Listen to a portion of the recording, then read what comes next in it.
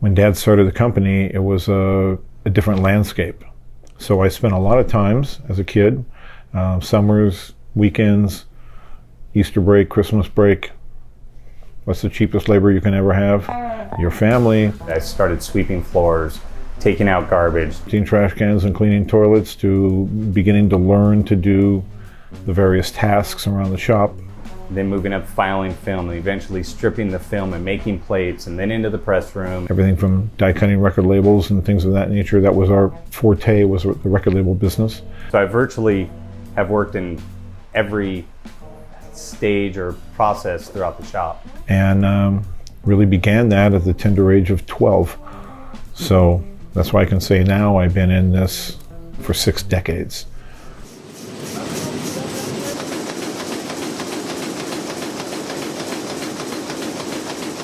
At the time that I started here in like the early 2000s, most of the industry at that time was in the process of changing over in a big way from doing everything using film and an old process of making the graphics for the jackets done using pasteboard, the traditional techniques. The whole process is different from what we use today, which is done on the computer to create the design.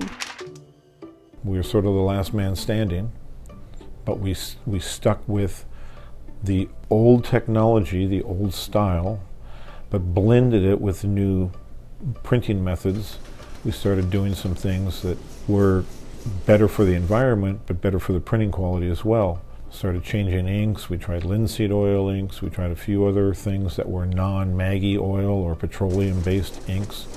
Finally settled upon soy-based inks and began honing the process.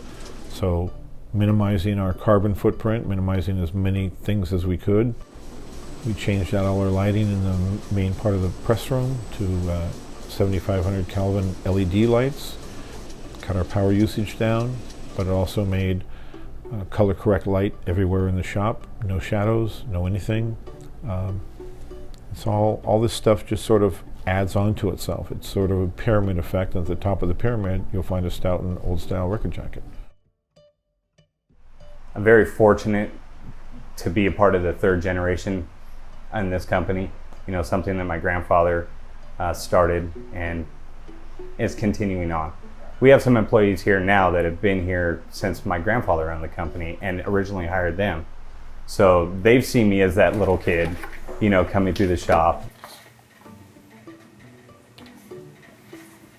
I always tell everybody in all my years here, I've never been walking out to my truck in the morning to come to work and I say, I got to go to work.